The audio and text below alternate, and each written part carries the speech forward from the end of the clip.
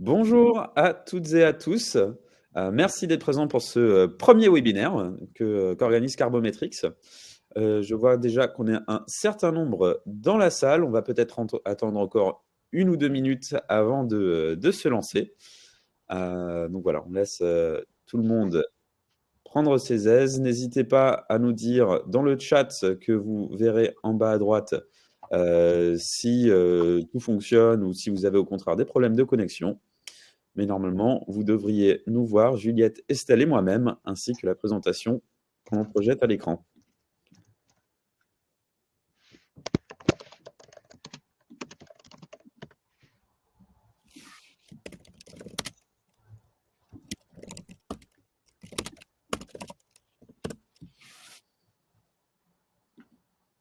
Donc voilà, on va se laisser 2 petites minutes encore, et puis on se lance. Voilà, n'hésitez pas à faire usage du chat. L'idée, c'est que ce soit quelque chose de collaboratif. Et c'est ce qu'on va voir au début de la présentation, lorsqu'on présentera un petit peu le contenu du webinaire.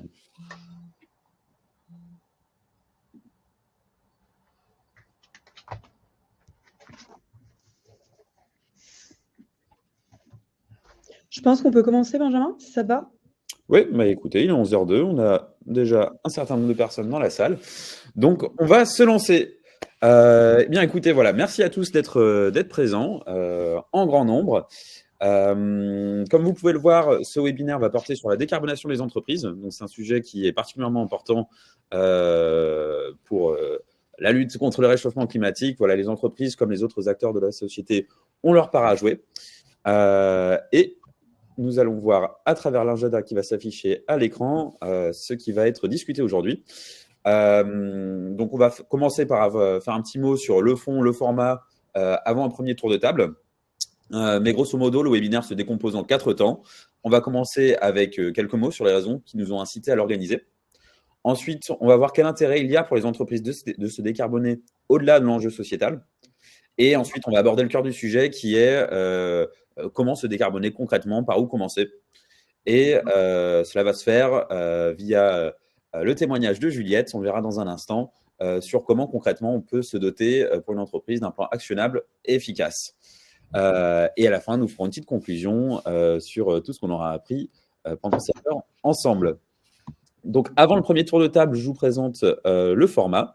On est ensemble jusqu'à midi, donc on se réserve 40 minutes de présentation. Avec ensuite 20 minutes d'échange pour lequel on ouvrira le chat et on échangera directement avec vous si vous avez des questions. Ceci étant dit, au cours de la présentation de 40 minutes, il y aura certains temps qu'on réserve déjà, ou bien pour des sondages, ou bien pour des échanges avec vous. Donc, n'hésitez pas à faire bon usage de ce chat. Et j'en profite pour vous dire que vous voyez 3 personnes à l'écran, mais on a Manon en coulisses, justement, qui fera office de modératrice pour s'assurer qu'on prend bien en compte vos échanges. Pour ce tour de table, alors je vais ouvrir le bal et puis je laisserai la parole à Estelle et Juliette. Mais pour me présenter déjà, donc je suis Benjamin Dillard. Je suis consultant carbone chez Carbometrix. Donc de base, moi j'ai un parcours scientifique et commercial. Et j'ai accompagné nos clients pour la réalisation de bilans carbone et de plans de décarbonation. Donc, c'est une expérience que j'ai réalisée chez Carbometrix et entre autres avec Juliette, qui va se présenter dans un instant. Et depuis un petit moment, moi à présent, j'ai rejoint l'équipe commerciale et j'interviens un peu plus en amont dans nos échanges commerciaux, justement pour arriver à convaincre les entreprises qui hésitent encore à franchir le pas de se lancer dans la décarbonation. Donc ça, c'est pour moi. Je vais passer la parole à Estelle. Bonjour à tous, ravie d'animer ce webinaire avec toi, Benjamin, et avec Juliette.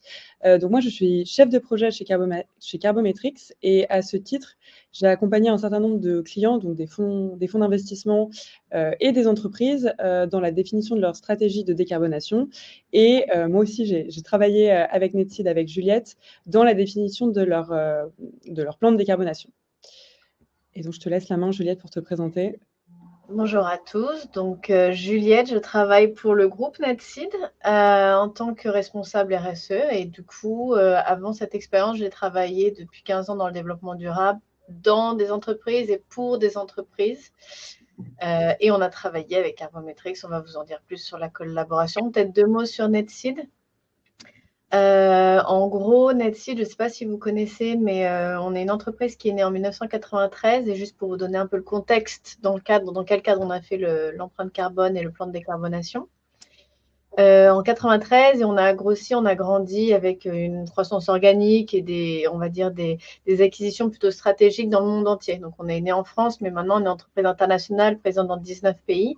Et en gros, notre cœur de métier, c'est qu'on est leader mondial dans la distribution de matériel de télécommunication. Donc, ça va du déploiement, de la mise à niveau et de la maintenance de réseau. Et donc, on travaille avec un très grand nombre de fournisseurs et de partenaires dans le monde entier. Aujourd'hui, on a à peu près presque 2000 employés. Donc, voilà un peu le profil de l'organisation pour situer un peu tout ça, toute cette discussion.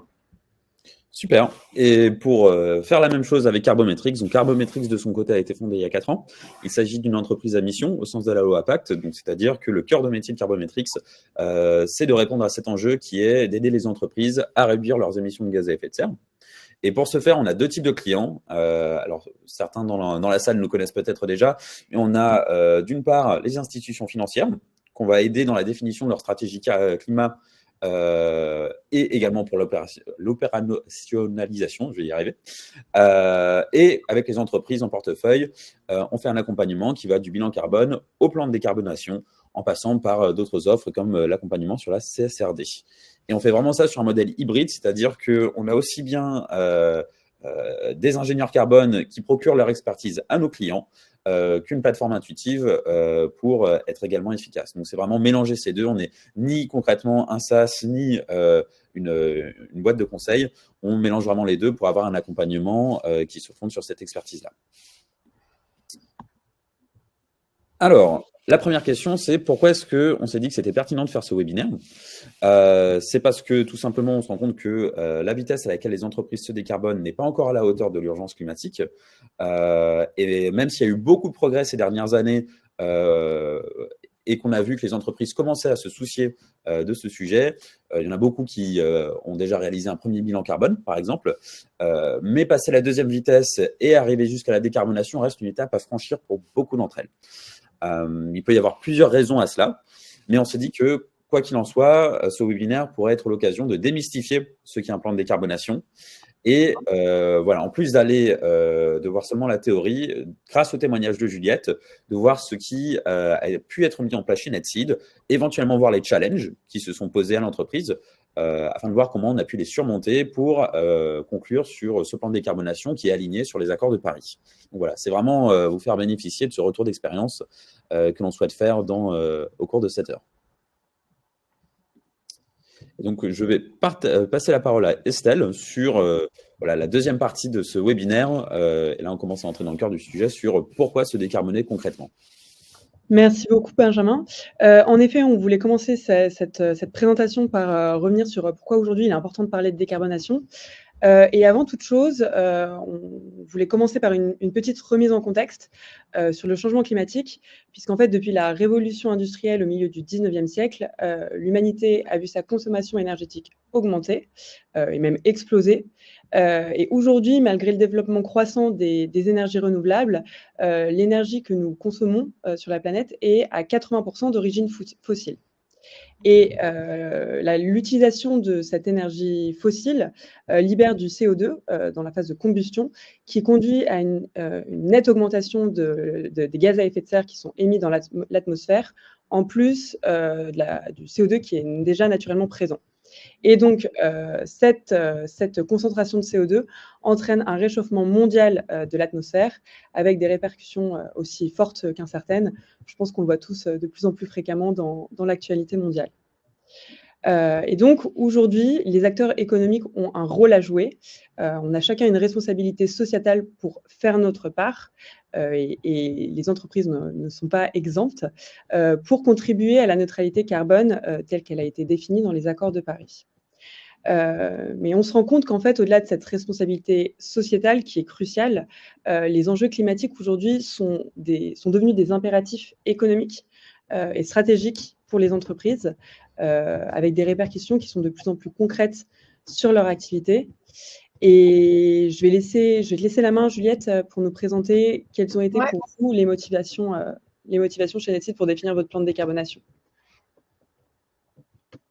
Ouais. Merci. Il y en a eu plusieurs. La première, vraiment, quand on voit Carbon is Business, c'est sûr, parce que ça venait surtout d'une demande de nos parties prenantes, que ce soit les investisseurs ou que ce soit nos clients. Donc, surtout dans des régions telles que la France, les Pays-Bas, la Belgique, de plus en plus dans les appels d'offres, on a besoin de démontrer notre sérieux, notamment sur notre stratégie climatique. Donc, ça a été un vrai driver. Après, aussi une demande de nos investisseurs, donc qui, eux, ils sont bien engagés dans une démarche de stratégie de réduction de leur portfolio d'entreprise. Donc, c'était vraiment une demande aussi à avoir avec une certaine exigence, en tout cas, d'avoir non seulement des objectifs et un plan d'action pour atteindre ces objectifs-là. Et ça, c'est quelque chose aussi qu'on voit qui est de plus en plus demandé aussi, et d'un point de vue de la loi, parce que Netseed va être en scope pour les lois européennes, et on sait que l'Europe est assez ambitieuse encore aujourd'hui, même dans les discussions, quant à la décarbonation de notre économie. Donc, c'est quelque chose aussi qu'on voulait anticiper un peu en amont. Donc, c'est pour ça qu'on a fait ça dès 2024. Voilà. Et après, quand on dit Carbon is Business, c'est sûr que ce n'est pas juste une demande externe, c'est aussi en interne. On avait une volonté d'avoir une stratégie de groupe pour une action climatique qui est aussi liée à l'efficacité énergétique et qui va aussi de pair avec une stratégie de réduction d'OPEX. Donc, voilà. Et nous, on avait déjà travaillé avec Carbometrics sur l'empreinte carbone 2022, 2023. Donc, ça nous semblait assez évident, en fait, de tirer les conclusions de cette empreinte carbone et de vraiment définir un plan d'action. Et du coup, ce plan de décarbonation qu'on a développé l'année dernière avec Carbometrics. Super, merci beaucoup, Juliette. En fait, comme tu le dis, nous, on remarque qu'il y a beaucoup de raisons qui expliquent que les entreprises considèrent l'élaboration de leur plan de décarbonation. Mais pour synthétiser, globalement, nous, ce qu'on voit, c'est qu'il y a 3 niveaux un petit peu de motivation. Le premier niveau, c'est les entreprises qui, entre guillemets, font le minimum vital, c'est-à-dire qu'ils se lancent dans la décarbonation pour se conformer à la réglementation en vigueur, notamment la CSRD, pour ne pas la nommer, et ce qui est déjà un très bon point de départ. Ensuite, on a les entreprises qui s'engagent dans la décarbonation pour répondre à des attentes de leurs parties prenantes. Donc, ça peut être leurs investisseurs, hein, comme tu le disais, Juliette. Ça peut être leurs consommateurs, leurs fournisseurs aussi. On voit de plus en plus de fournisseurs qui incluent des critères carbone dès leur appel d'offres. Et ça peut être aussi les employés, donc tout ce qui a trait à la marque employeur. Et enfin, le dernier niveau, c'est les entreprises qui se disent OK, en fait, moi, je vais essayer de prendre des engagements plus ambitieux que ceux de mes pairs, que ceux de mes concurrents, pour essayer d'en tirer un avantage concurrentiel, que ce soit en termes de gain de part de marché, que ce soit la réduction des coûts, parce qu'un plan de décarbonation, en fait, ça peut entraîner une diminution des coûts de l'entreprise, ou bien pour préempter un certain nombre de sujets. Ça peut être anticiper les risques climatiques, ça peut être anticiper une augmentation de la pression réglementaire, etc. Donc maintenant qu'on a compris quels étaient les intérêts pour une entreprise de se décarboner, je vais laisser la main à Benjamin pour vous présenter concrètement comment on se décarbone et par où commencer. Super, merci Estelle.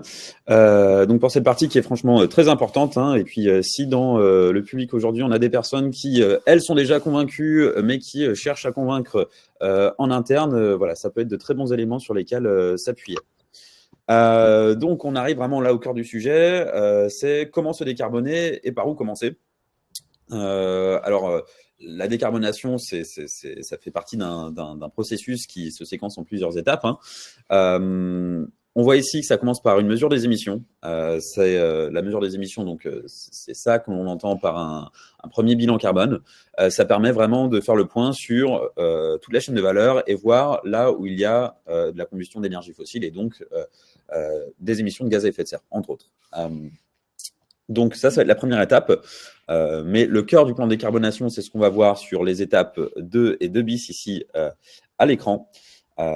Ça va être du coup la réduction des émissions et ça se fait de façon concomitante avec l'engagement des parties prenantes, c'est-à-dire aussi bien les salariés en interne que les fournisseurs ou les clients, par exemple. Donc, c'est vraiment ces parties-là qui viennent structurer ce plan de décarbonation. Et ce n'est qu'après que l'on voit arriver l'étape 3, lorsque seulement le maximum a été fait pour la réduction d'émissions, que l'on va réfléchir à la compensation par diverses façons pour les émissions incompressibles. Mais donc concrètement, le plan de décarbonation, qu'est-ce que c'est? C'est une projection de réduction, donc se dire avec les actions que je vais mettre en place, voilà où je serai d'ici un certain nombre d'années. Donc voilà, une projection sur un horizon donné et associé à un plan d'action.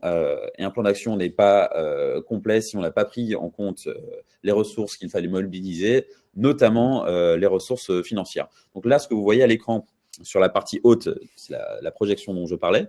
Alors, elle est en réduction absolue. Après, il y a une autre façon de les visualiser. Ça peut être, par exemple, en réduction d'intensité. C'est-à-dire qu'on va définir une unité qui va servir de dénominateur. La plus fréquente et qui est applicable au plus grand nombre d'entreprises, ça va être le chiffre d'affaires. Donc, se dire combien d'émissions est-ce que j'ai par rapport au chiffre d'affaires que j'ai, ou éventuellement par l'unité de produits vendus, par des kilogrammes de matières premières. Voilà, si j'étais un restaurant, ça pourrait être par repas qui sont faits. Donc, selon l'entreprise, il y a un ratio d'intensité qui peut être intéressant aussi pour faire un ajustement aussi avec les variations de l'activité de l'entreprise. Donc ça, c'est ce que l'on voit sur la moitié haute. Et ce que l'on voit sur la moitié basse, ça va être une visualisation année par année des investissements qui vont être nécessaires pour déployer le plan, avec également les économies qui peuvent être générées. Juliette le mentionnait, s'occuper de la transition énergétique, c'est aussi une opportunité pour réduire ses coûts. On a vu ces dernières années que certaines entreprises étaient très touchées par l'explosion des coûts de l'énergie. Donc, ça peut être une très bonne idée de se dire comment, avec une meilleure efficacité ou par des mesures de sobriété, on va réduire la note. Donc, ça, c'est un petit peu le cœur de ce à quoi ressemble un plan de décarbonation. Après, dans sa définition, je vais passer la main à Estelle pour concrètement voir comment on arrive à le construire. Exactement. On va faire un petit tour du coup des étapes qui sont nécessaires pour définir son plan de décarbonation. Et donc, la première étape pour définir son plan, c'est de définir une base de référence ou une baseline, comme on l'appelle parfois dans le jargon. Donc, une base de référence, une baseline, c'est ni plus ni moins qu'un bilan carbone pour une année donnée pour une entreprise. Le choix de cette baseline va être hyper important parce que c'est ce qui va sous-tendre la définition des objectifs de décarbonation du plan et l'identification des actions de décarbonation qui vont permettre de construire ce plan. Donc, on vous a mis juste ici un exemple de bilan carbone qui pouvait servir de baseline, de base de référence. Ce qu'il faut garder en tête, c'est que ce bilan carbone, qui servira de base de référence, il doit être complet, c'est-à-dire qu'il doit être fait sur les 3 scopes pour couvrir vraiment l'intégralité de la chaîne de valeur de l'entreprise et pour être complet et pouvoir définir un plan d'action qui soit ambitieux. Et il faut qu'il soit le plus granulaire possible. Pourquoi? Parce qu'en fait, plus le bilan carbone granulaire et du coup, le sous-jacent, c'est que la donnée sous-jacente à la réalisation de ce bilan carbone est granulaire, et plus cela va permettre d'identifier des actions de décarbonation qui seront impactantes.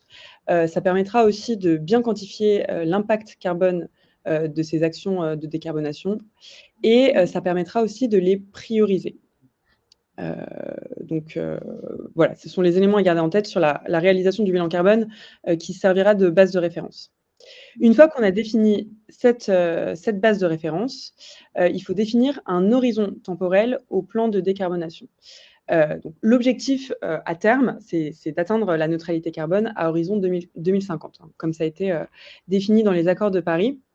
Mais ce qu'on recommande et ce qu'en fait les méthodologies ou les standards internationaux en matière de décarbonation recommandent, c'est de définir un horizon temporel pour un premier plan de décarbonation à 5 ou 10 ans. Pourquoi 5 ou 10 ans? Déjà parce que c'est pas trop long-termiste, donc ça permet d'éviter l'effet entre guillemets procrastination. On se dirait bon, c'est bon, j'ai le temps pour mettre en place des actions qui vont concrètement permettre de réduire les émissions carbone de mon entreprise. Mais en même temps, c'est pas non plus trop court-termiste. Donc, ça permet d'avoir le temps de mettre en place des vraies actions qui seront transformantes et efficaces au sein de l'entreprise. Donc, une fois qu'on a défini cet horizon temporel, On peut travailler à l'identification d'un ensemble d'actions de décarbonation dont l'impact carbone sera quantifié. Et Benjamin y reviendra juste après, mais l'objectif pour identifier ces actions, c'est de repartir du coup de la baseline, des grandes masses du bilan carbone, pour identifier quelles sont les actions qui seront les plus impactantes à mettre en regard du coup avec la faisabilité de la mise en place de ces actions. Et une fois que ces actions sont identifiées, on peut calculer un potentiel de décarbonation à l'horizon du plan. Donc ici, sur cet exemple, le calcul a été fait à périmètre constant, à isopérimètre, mais on peut bien entendu aussi prendre des hypothèses de croissance du business de l'entreprise.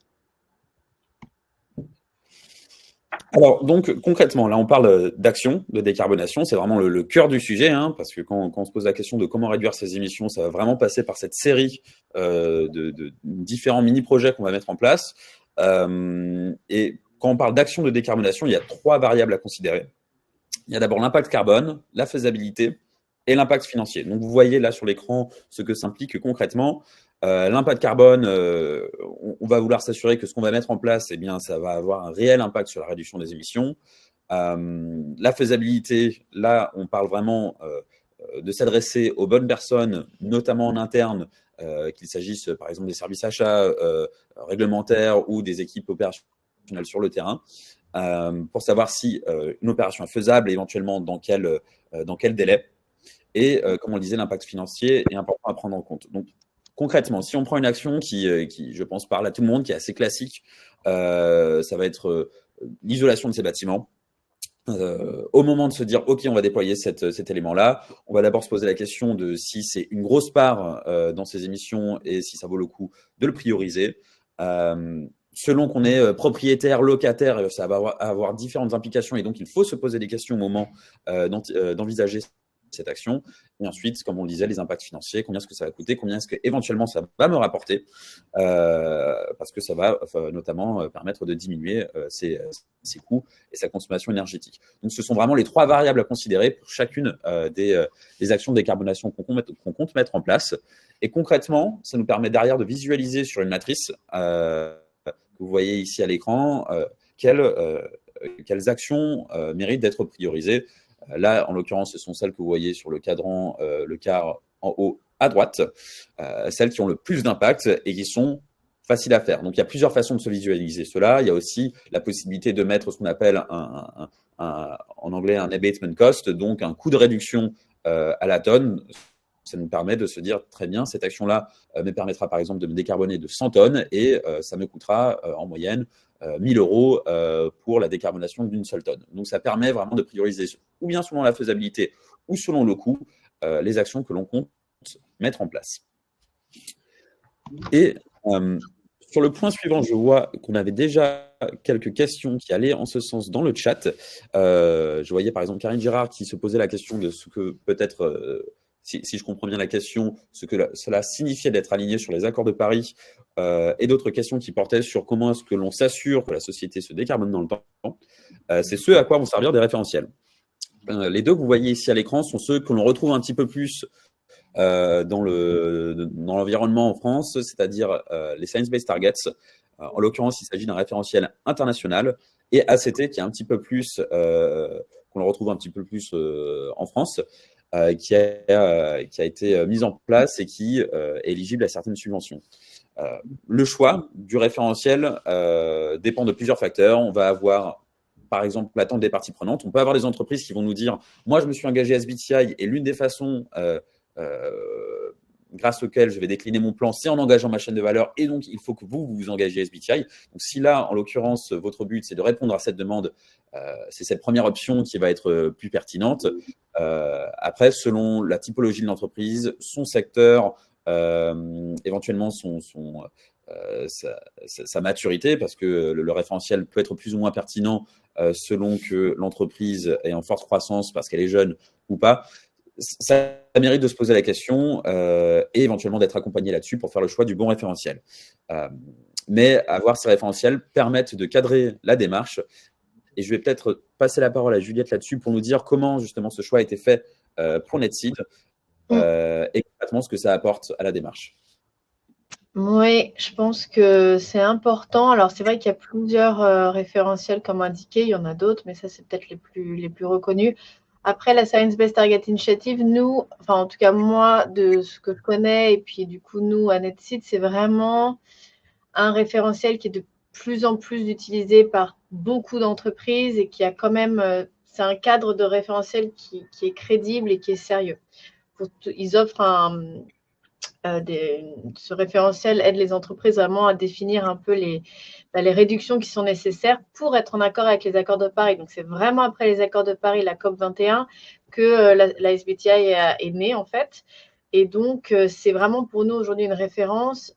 Et notamment, quand on voit nos pairs et qu'on compare, c'est quelque chose qui est, je pense, assez utile. Ça a été aussi une demande, moi je vois dans les demandes de nos investisseurs, c'est clair, ils nous demandent des targets qui sont en lien avec la science. Donc le fait de travailler avec la Science Based Target Initiative, ça nous aide déjà beaucoup dans cette démarche-là, d'avoir des objectifs en lien avec ce qui est nécessaire pour limiter le réchauffement climatique. Après, ce qui est bien aussi, enfin nous, ce qu'on trouve avec la SBTI, et j'imagine que toutes les entreprises, c'est non seulement ils ont ce référentiel, et ils ont un processus, enfin une entité indépendante qui va valider les targets. Donc, il va y avoir des analyses qui vont regarder en fonction de la baseline, en fonction des objectifs, en fonction de ce qui est nécessaire pour atteindre les objectifs fixés, qui vont valider. Et donc là, vraiment, ça va être ce qu'on appelle SBTI Approved. Ça va vraiment être un tampon qui va dire à toutes nos parties prenantes, ben voilà, nous, on a mis des targets et elles sont sérieuses et elles ont été validées par la Science Based Target Initiative. Donc, c'est une sorte, c'est pas un audit, mais c'est vraiment une sorte qui offre le même niveau de crédibilité. Et pour nous, ça, c'est vraiment quelque chose qui facilite aussi les relations avec nos parties prenantes, que ce soit les clients, que ce soit les investisseurs, que ce soit nos employés aussi. C'est aussi une manière de leur montrer qu'on fait les choses de manière sérieuse. Donc, c'est pour ça qu'on s'est dirigé vers ce référentiel. Merci, c'est très clair et tu as abordé justement les points que l'on avait là à l'écran pour résumer l'intérêt de se lancer dans un référentiel. Voilà, c'est avant tout de s'assurer que sa politique est à la hauteur des enjeux climatiques parce que sinon ça peut éventuellement être un peu compliqué de se dire très bien, j'ai ma trajectoire de décarbonation. Concrètement, est-ce que c'est beaucoup? C'est pas beaucoup. Décarboner de 20%, est-ce que c'est bien? Est-ce que c'est insuffisant? Donc, ces référentiels permettent d'indiquer si sur ces trois scopes, donc si aussi bien les émissions qu'il y a dans le périmètre de l'entreprise que sur sa chaîne de valeur, on atteint des objectifs qui sont cohérents pour limiter le réchauffement ou bien en dessous des 1,5 degrés ou bien en dessous des 2 degrés, tels que définis dans les accords de Paris. Donc, c'est vraiment pour se dire, très bien, là, je sais si ma politique est suffisamment ambitieuse. Ça, c'est la première chose. La deuxième, c'est en effet pour répondre aux attentes des parties prenantes.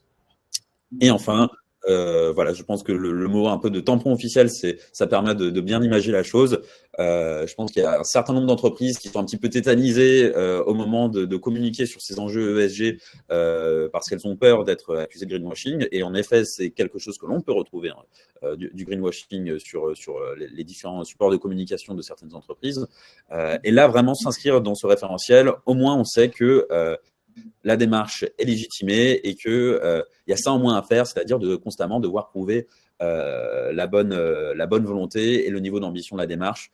SBTI, par exemple, liste toutes les entreprises publiquement qui ont pris cet engagement et je crois d'ailleurs que c'est une question dans le chat, comment s'assurer qu'une entreprise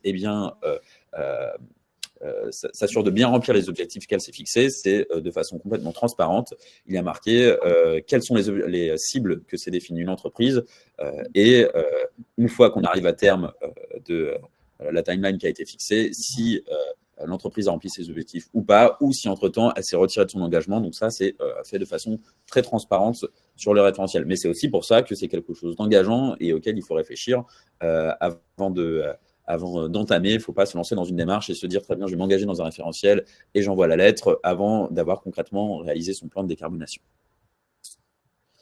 Je vais passer la main à Estelle sur ce qui est important donc, comme facteur clé pour réussir son plan de décarbonation, pour au-delà de l'intention, se dire que OK, on y va vraiment. Absolument, merci Benjamin. Donc nous, on voulait vous lister un petit peu les ingrédients qui devaient être réunis pour permettre la réussite d'un plan de décarbonation, de la définition de ce plan à son implémentation. Donc on en a listé 5. Le premier, c'est d'identifier un porteur de projet qui sera disponible et potentiellement incentivé pour coordonner le plan. Le deuxième élément, c'est d'avoir un top management, en tout cas les décisionnaires de l'entreprise qui soient engagés, motivés par la démarche et engagés. Donc ça peut être le COMEX, le CEO, le CFO, mais globalement tous les décisionnaires de l'entreprise. Il faut aussi intégrer à la démarche des contributeurs métiers qui porteront la connaissance opérationnelle et terrain de l'entreprise.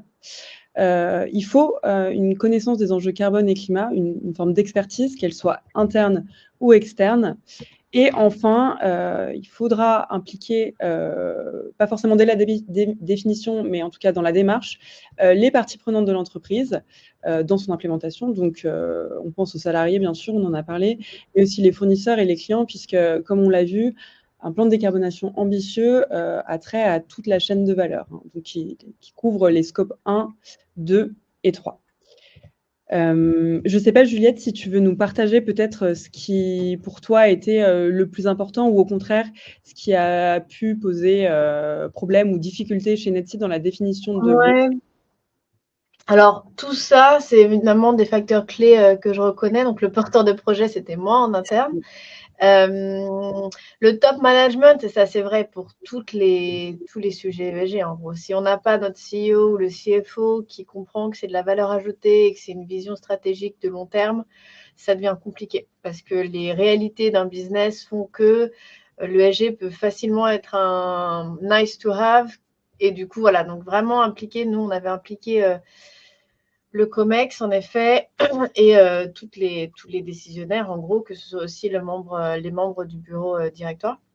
Alors, nous, le challenge vraiment chez Netseed, c'est que de par nos acquisitions, on est comme plein de PME dans un grand groupe. Donc, c'est un peu compliqué pour collecter toute la donnée et trouver les parties prenantes qui puissent nous donner la réalité de nos opérations, par exemple. Mais une fois que ce travail a été fait, donc ça, c'est vraiment en amont pour bien préparer le projet, c'est avoir toutes les parties prenantes, qu'on disait les contributeurs métiers.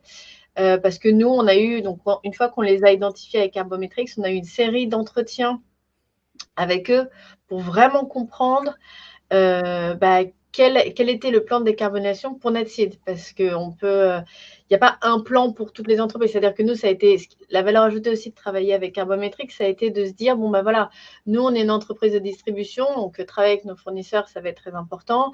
Mais en même temps, les réalités opérationnelles font qu'on ne peut pas avoir, toutes ces actions-là ne vont pas forcément être très actionnables. Donc, du coup, on a vraiment sélectionné je ne sais plus combien on avait, je crois 20 actions au début. On en a sélectionné vraiment 4 clés. Alors après, il y en a d'autres qu'on peut mettre en place, mais vraiment 4 clés où on s'est dit là, on peut vraiment actionner. Là, en termes il y avait les 3 critères qu'on a vus un peu avant, en termes d'impact carbone, de faisabilité et de coûts liés. C'est ça qui fait le plus sens pour Netseed. Donc ça a été vraiment une valeur ajoutée. Et pour moi, quelque chose aussi clé, c'est un peu lié à la connaissance des enjeux carbone et climat, mais moi, ça fait 15 ans que je travaille dans le développement durable, je suis une généraliste, et pour moi, avoir un plan de décarbonation, ça nécessite une expertise, c'est compliqué.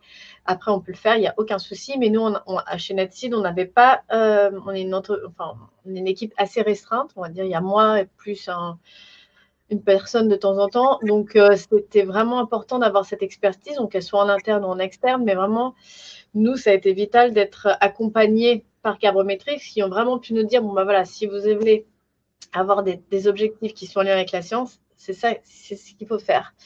Et ils nous ont vraiment guidés dans, non, alors là, il faut vraiment que ce soit au minimum 67% de réduction scope 1, scope 2 combiné. Donc, on a vraiment une réflexion ensemble sur ces sujets-là qui nous ont vraiment permis d'avoir un plan de décarbonation sérieux avec des actions sérieuses pour atteindre nos objectifs qui nous permettent vraiment d'être en lien avec ce qui est attendu par la communauté internationale, par nous tous, pour que les entreprises actent sur les questions climatiques. Donc, nous, on a vraiment bénéficié de cette expertise-là.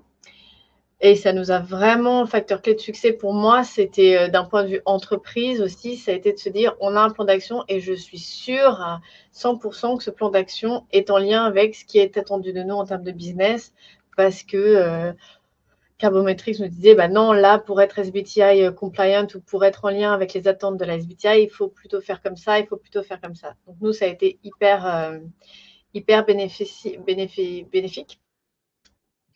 Ouais, bénéfique. La dernière chose que je voulais dire, c'est l'approche aussi pragmatique. Parce que, bon, là, j'ai fait peut-être un peu peur le fait qu'il faut une expertise, mais après, ça reste il faut avoir des objectifs, il faut penser de manière assez pragmatique, qu'est-ce qui peut être fait pour mon entreprise. L'entretien qu'on a eu entre Carbometrics, moi et les acteurs, les contributeurs métiers, comme vous les appelez, ça a été vraiment clé pour avoir ce plan d'action réalistique, en fait, réaliste et actionnable. Donc voilà, pour moi, côté business, les facteurs clés de succès, ça a été aussi la collaboration qu'on a eue avec Carbometrics. Merci beaucoup, Juliette. Je pense que tu as fait un parfait résumé de ce que nous, on avait en tête et comme facteur clé de succès. Et je pense que ça a beaucoup de valeur que tu apportes ton regard d'experte ayant, toi, mis en place ce plan de décarbonation. Je vois qu'il y a quelques questions sur la mise en œuvre du plan de décarbonation. Ouais. On prendra peut-être un peu de temps si ça va aux personnes, aux participants. Juste à la fin de cette présentation, pour que tu nous parles, Juliette, de de là où vous en êtes aujourd'hui et de comment se passe la mise en œuvre du plan qui a été défini du coup courant de l'année dernière. Ouais, je t'en prie. Je regardais les questions. To follow, c'est en anglais pour moi, mais c'est en français. Combien de personnes par an et j'ai vu qu'Emma avait déjà répondu. Pour nous, ça a été moins seul, mais c'est pas sur toute l'année, hein, parce que vraiment, pour travailler avec Carbometrics, ça a vraiment été une équipe et on n'a pas d'expert climat en interne pour le moment. Donc c'est faisable à raison de, après ça dépend, hein, mais à raison de 1 jour par semaine sur l'année. Enfin voilà, ça dépend aussi de la timeline qui est nécessaire, mais nous, de côté NetSeed, c'était plutôt ce côté-là. Et après, les contributeurs métiers, c'est là où on doit engager, c'est 1 heure d'entretien par-ci, 1 heure d'entretien par-là, après une présentation au comité membre directoire, au COMEX. Voilà, ça prend du temps, mais en tout cas pour la définition du plan. Après, la next step, ça va être et après, une fois qu'on a le plan, qu'est-ce qu'on fait? Et ça, c'est un autre sujet, je pense qu'on pourra aborder un peu plus tard. Ouais, parfait. Je repasse la main à Benjamin. On voulait faire un petit focus sur ce qu'on pouvait faire, ce qu'une entreprise pouvait faire si elle n'était pas encore prête, si toutes ces conditions, tous ces ingrédients n'étaient pas encore réunis pour se lancer dans un plan de décarbonation. Absolument. Donc, on a vu que les 2 types d'ingrédients principaux, ceux qui étaient sur la planche précédente, c'est aussi bien d'avoir les bonnes personnes qui sont mobilisées que des ressources qui sont présentes. Ça, c'est le cas idéal et on reconnaît que justement, une partie du travail, c'est d'arriver à aller chercher ces ingrédients-là et d'arriver à cette situation. Donc, c'est pourquoi on a quand même voulu prendre un peu le temps de voir ce qu'il y avait à faire lorsque, par exemple, les décisionnaires de l'entreprise ne sont pas engagés. Donc, si vous êtes, vous, personnellement, participant de ce chat, très motivé pour la décarbonation de votre entreprise, mais vous vous dites « Oh là là, je sais que la direction, ça va entrer par une oreille et ressortir par l'autre ou qu'ils vont avoir d'autres sujets ». Parmi les leviers d'action, il y a déjà des ateliers d'engagement ou de sensibilisation. Vous avez peut-être, par exemple, entendu parler de la fresque du climat ou de l'atelier d'automne. Ce sont des ateliers pour lesquels les participants donnent un retour qui est très majoritairement positif. Même si en eux-mêmes, ils ne suffisent pas à changer complètement des mentalités, les participants qui en ressortent se disent « J'ai passé un très bon moment, j'ai beaucoup appris et je me suis rendu compte aussi bien que c'est un sujet important qu'il y a des leviers d'action. » Donc, commencer à planter ces graines-là et à mobiliser les personnes à travers des ateliers d'engagement, ça peut être une très bonne idée, que ce soit au cours de séminaires ou de moments dédiés dans l'entreprise. Ça, c'est une première idée. On mentionnait plutôt que les enjeux carbone, c'est un enjeu business. Donc, si vous savez qu'il peut y avoir des relais dans l'entreprise, qu'il s'agisse par exemple de salariés qui pourront faire remonter des messages, c'est-à-dire par exemple, lorsque votre entreprise répond à des appels d'offres, il faut s'assurer que si les critères environnementaux deviennent un sujet et un critère de choix parmi les gens qui parmi vos clients, il faut que ça remonte aux oreilles de la direction. Donc, il faut vraiment, en tout cas, transmettre ces messages, aider à la prise de conscience au sein de l'entreprise. Pareillement, voilà, si vous êtes la personne chargée de la relation avec vos investisseurs, que les dirigeants de l'entreprise sachent que c'est un sujet qui peut être important pour les investisseurs. Donc, en tout cas, c'est identifier ces relais et passer ces messages, ou bien grâce à ces personnes que vous aurez identifiées, ou bien vous appuyant par des tiers externes. Nous, on profite beaucoup de la restitution des bilans carbone que l'on fait pour justement avoir ce temps d'échange, non pas seulement avec la personne qui a piloté le bilan carbone, mais avec l'ensemble de la direction pour passer ces messages. Et souvent, les personnes qui sont à l'ESG au sein des entreprises voient en nous des alliés pour aider à faire passer ces messages-là, parce que lorsqu'il s'agit de personnes que l'entreprise paye pour bénéficier d'une expertise, eh bien, le même message, mais peut-être prononcé par d'autres personnes, passe mieux et imprime plus. Donc ça, ce sont déjà certains leviers pour arriver à engager les gens au sein de l'entreprise. Si l'on aborde peut-être un peu plus le sujet des ressources nécessaires, si par exemple on est au tout début de la démarche pour l'entreprise, qu'on se dit, voilà, je vais me lancer dans un bilan carbone, mais concrètement, j'ai même pas, je suis tellement pressé de connaître les premiers leviers d'action que j'aimerais pouvoir faire un premier travail tout de suite, ou éventuellement de se dire, je ne suis pas certain d'arriver à mobiliser les ressources pour commander un plan de décarbonation intégrale. Déjà, ce qu'on peut faire, c'est une première analyse high level. Donc, ça va être de se dire très bien, bon, sans aller dans les détails d'un plan de décarbonation, est-ce qu'on peut déjà se lister quelques actions qui peuvent être menées, chiffrer leur impact carbone, donc voir concrètement s'il y a du potentiel de décarbonation pour les entreprises. Sans vraiment vous spoiler, quelle que soit l'entreprise, il y a toujours des choses à faire. Mais en tout cas, ça peut être une bonne façon aussi de se dire, bon, j'ai des ressources qui sont limitées, on va déjà faire ce premier travail de démonstration pour ensuite également arriver à convaincre qu'il y a beaucoup de choses à faire et se lancer dans un vrai plan consolidé. Oui, pour ajouter à ça, la vraie première étape, Estelle, elle en a parlé, hein, c'est de faire l'empreinte carbone, de savoir d'où on part, quelle est la réalité, voilà. Donc déjà avoir une empreinte carbone, la faire soit en interne, mais avoir les outils pour, soit la faire en externe. Encore une fois, c'est une expertise. Ça, c'est vraiment pour moi la première étape, de savoir vraiment avoir de la donnée pour vraiment se dire quel est le statu quo. Et après, quitte, comme tu disais, Benjamin, avoir une high level, c'est aussi de voir quel va être l'impact l'année prochaine s'il y a quelques actions qui sont menées en interne sur une politique de déplacement, de travel policy, ce genre de choses. Est-ce que ça va avoir un impact?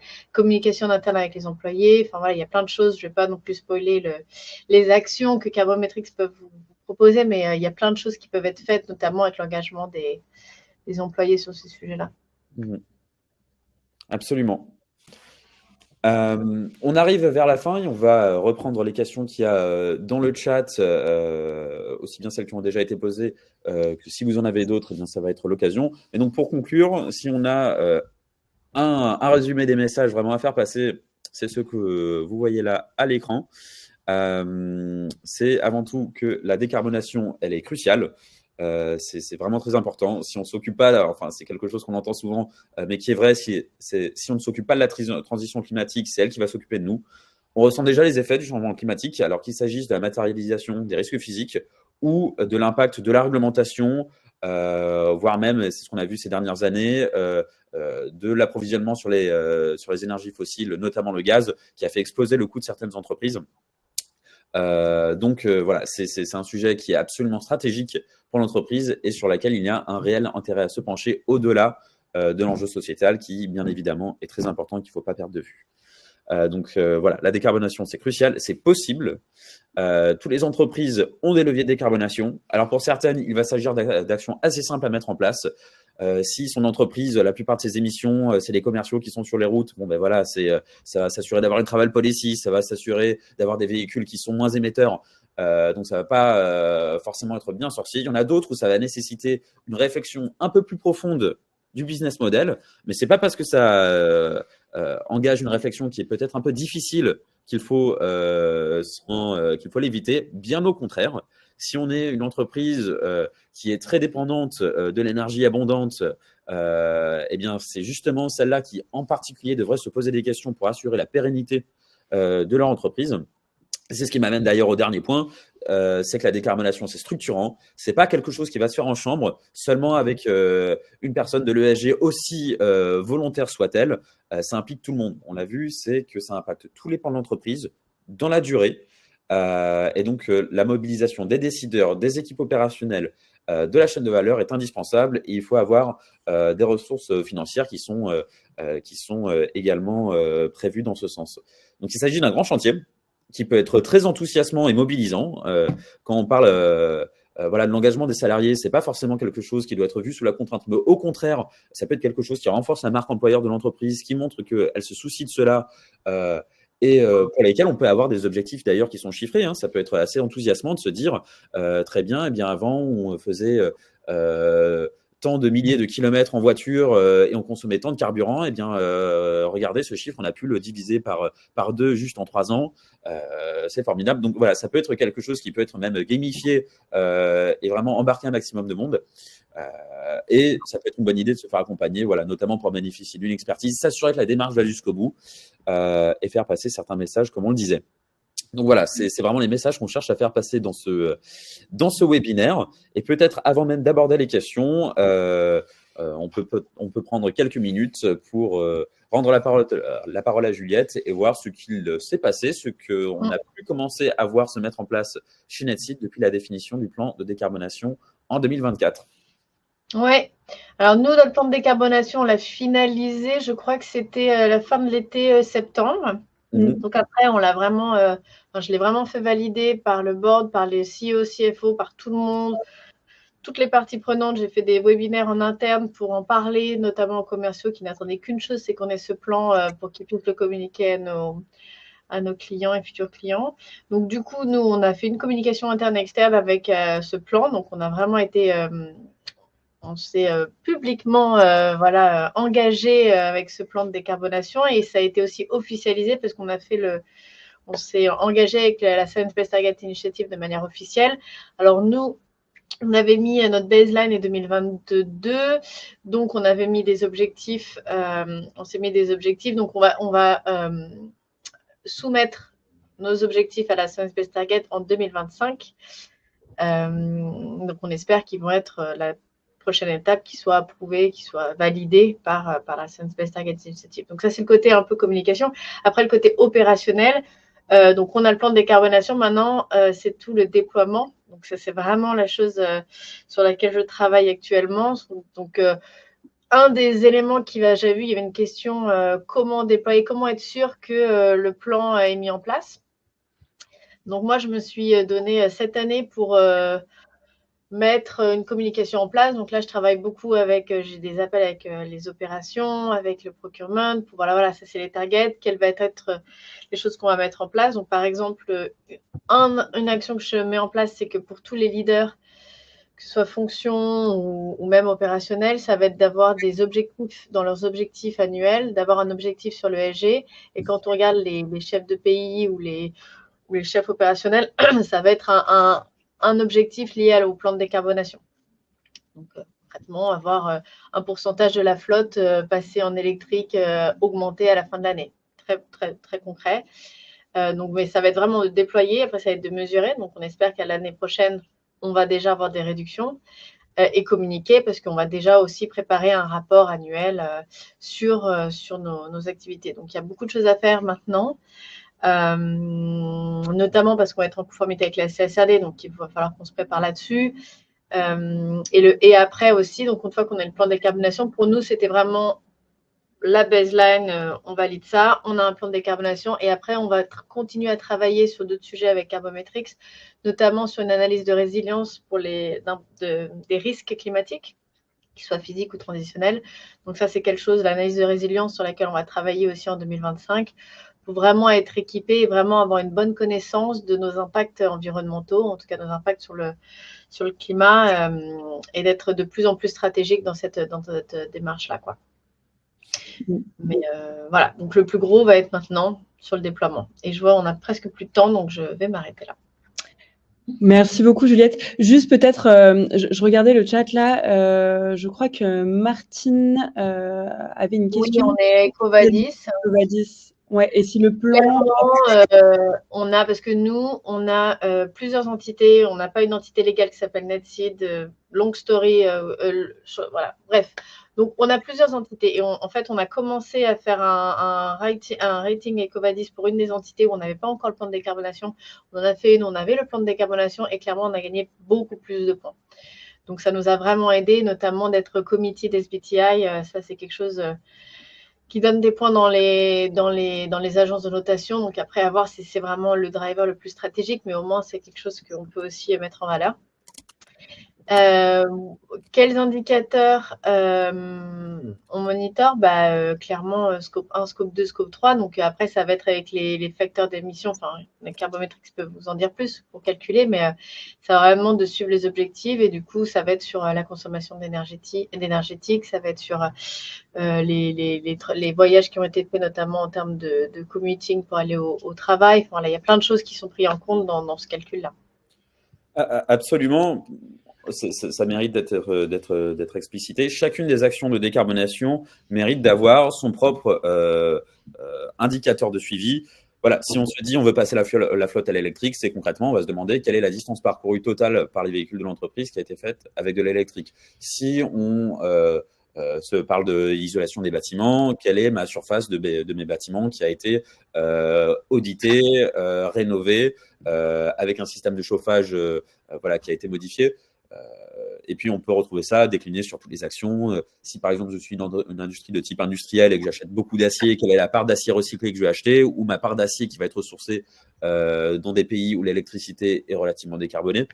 Donc, chacune des actions se décline avec des sous-parties, avec également, et ça rejoint la question qu'on avait sur combien de personnes est-ce que ça mobilise pour le déploiement d'un plan d'action. Concrètement, après, ça va se faire auprès des équipes opérationnelles. C'est-à-dire qu'il faut désigner, et ça c'est très important dans le plan de décarbonation, qui va piloter une action.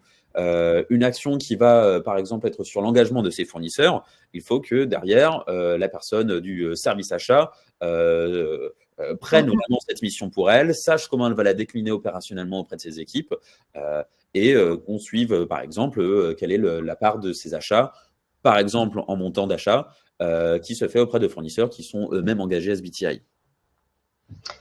Clairement, nous, ce qu'on a fait pour ça, c'est que j'ai maintenant un interlocuteur privilégié dans l'équipe des achats. On a développé un programme pour nos fournisseurs où le carbone est partie intégrante, voire le sujet principal des discussions. Donc, on a vraiment déployé ce programme cette année. Pour ce qui est des opérations, on a une personne et évidemment, on va avoir les targets. Donc, les targets, ça va être, je parlais de la flotte de véhicules, ça va être aussi le pourcentage d'électricité verte qui a été sourcée. Donc, vraiment pousser dans cette direction-là et après, à la fin de l'année, tirer les conclusions, quoi. C'est la première année. J'ai vu qu'il y avait une question sur la SBTI. Comment on peut être committed? Clairement, c'est sur le website, mais peut-être que le site internet, vous voulez répondre à ça, Benjamin ou Estelle? C'est assez simple. Ouais, alors pour s'engager SBTI, il y a en effet une démarche qui est pas très compliquée.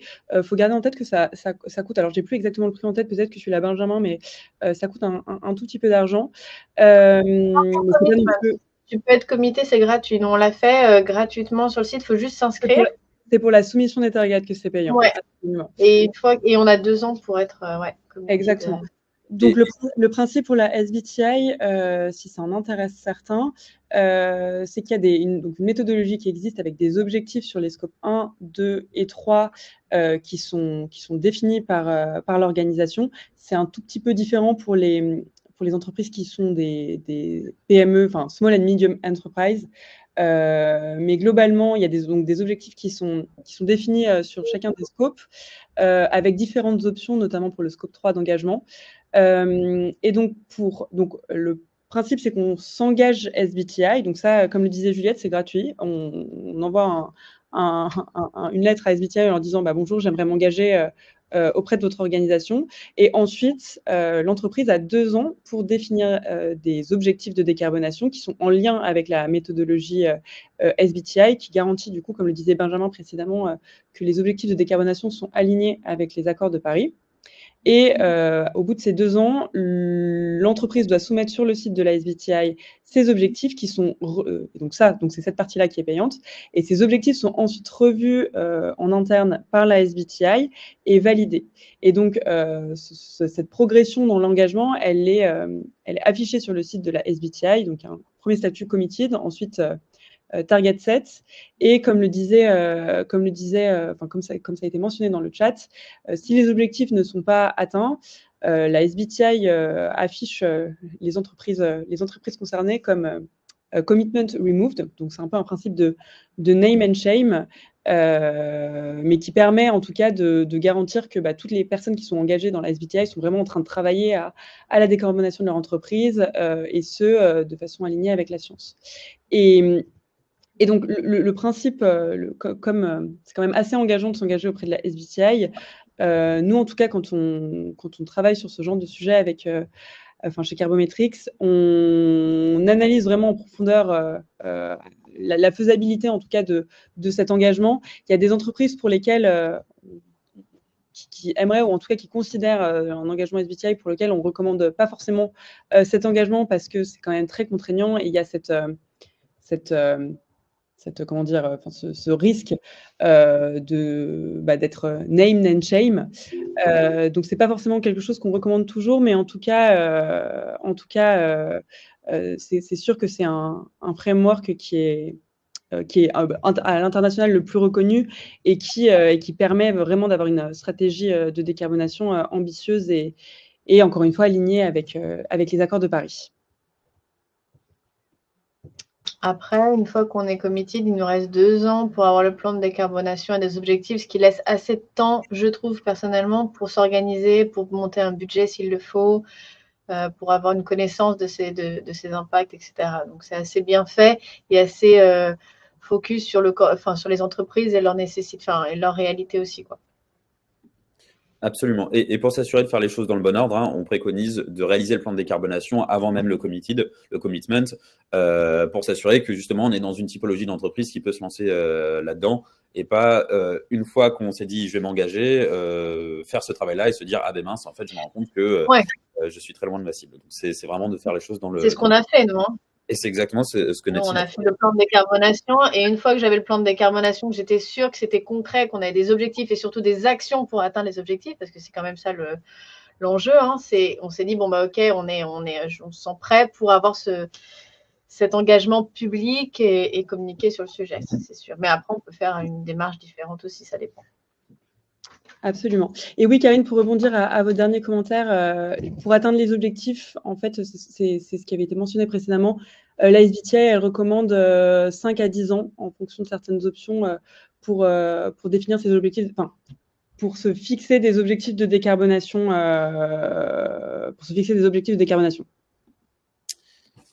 Si je remonte un petit peu dans le chat, je crois qu'on avait une question sur le benchmark.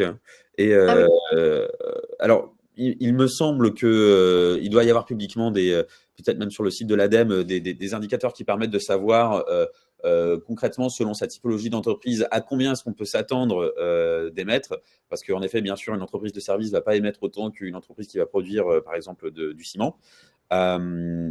Donc, il y a plusieurs ressources en ligne. Nous, dans les bilans carbone que l'on livre auprès de nos clients, on donne ces ordres de grandeur qui permettent de situer une entreprise par rapport à son secteur d'activité. Après, ce qu'il est important de savoir, c'est que même si un benchmark peut être intéressant pour un peu se situer, l'alignement avec les accords de Paris ne se fait pas selon un objectif cible commun à tous les acteurs d'un secteur, mais à sa propre décarbonation. Donc voilà, ça peut avoir un petit peu le défaut que si on est déjà très très bon élève, eh bien sa marge de manœuvre est relativement réduite. Mais en tout cas, là où c'est le plus pertinent, parce qu'il y a assez rarement 2 entreprises qui ont exactement la même activité, on s'en rend compte nous-mêmes quand on fait des benchmarks. Si on prend même 2 opérateurs téléphoniques, selon qu'il y en a un qui fait strictement cette activité-là versus d'autres qui vont faire une partie où ils vont entretenir un réseau avec des infrastructures, c'est assez compliqué de le comparer. Donc, la meilleure personne contre qui se comparer, c'est soi-même l'année d'avant. Mais en effet, il y a certaines ressources, et je crois que l'ADEME en fait partie, j'ai vu aussi Estelle hocher la tête, pour savoir si voilà, pour cette typologie d'entreprise, si on part de loin ou si on peut déjà être assez content de soi, même si ça n'empêche pas de se lancer quand même dans la décarbonation. Absolument. En effet, l'ADEME propose un certain nombre d'analyses et des facteurs d'émission qui sont publics, qui permettent d'avoir une idée des ordres de grandeur, en tout cas, des émissions par secteur. Peut-être pour compléter ce que tu disais, Benjamin, il faut garder en tête quand même que d'une entreprise à l'autre, les méthodologies, en tout cas la manière de calculer son bilan carbone, peuvent être très différentes, ce qui rend parfois la comparaison entre deux bilans carbone d'entreprises très compliquée. Il faut le garder en tête.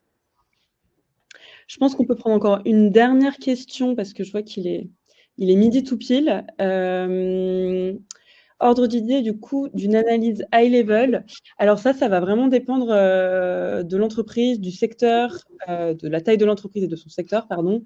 Peut-être, Benjamin, si tu as un ordre d'idée, un ordre de grandeur à communiquer, on peut dire en tout cas, chez Carbometrix, nous, ce qu'on fait, c'est entre 2000 et 9000 euros. C'est à peu près cet ordre de grandeur-là. Ça peut être un peu plus peut-être pour les entreprises de type industriel qui sont assez grandes, mais ça va ressembler environ à ça. Et on peut proposer des bundles d'ailleurs pour le lier à son premier bilan carbone, pour à la restitution de son premier bilan, avoir déjà quelques leviers qui sont proposés pour justement arriver à mettre le pied à l'étrier et d'engager la démarche, montrer qu'il y a des choses à faire. Ouais. Je vois qu'en effet, il est midi. S'il y a des dernières questions dans le chat, on peut y aller, mais j'aimerais quand même qu'on s'assure, pour conclure, de faire passer le mot de la fin, qui est celui que n'hésitez pas à nous contacter d'abord si vous avez d'autres questions, si vous êtes intéressé par ce sujet, si pour votre entreprise ou éventuellement pour vos sociétés en portefeuille, on a peut-être un certain nombre de personnes dans le chat qui travaillent dans les sociétés de gestion. Je me permets de rappeler le rôle très important des investisseurs pour mobiliser les entreprises en portefeuille. Nous, on a une bonne partie des entreprises qui viennent nous voir à la demande de leurs investisseurs. Donc, ne sous-estimez pas ce levier que vous avez auprès d'eux. N'hésitez pas à nous contacter si vous souhaitez en savoir plus et si vous réfléchissez éventuellement à mobiliser, vous, votre entreprise ou celle que vous avez en portefeuille. On vous enverra l'enregistrement et le support et n'hésitez pas à le partager autour de vous ou à donner votre feedback, à poser d'autres questions. Merci beaucoup pour votre participation et merci Juliette pour le partage de ton expérience, de ton retour d'expérience. Je pense que c'était hyper intéressant pour tout le monde d'avoir un retour terrain très concret et par-dessus tout très très intéressant. Donc merci à tous et on espère à très bientôt. Bonne journée. Au revoir.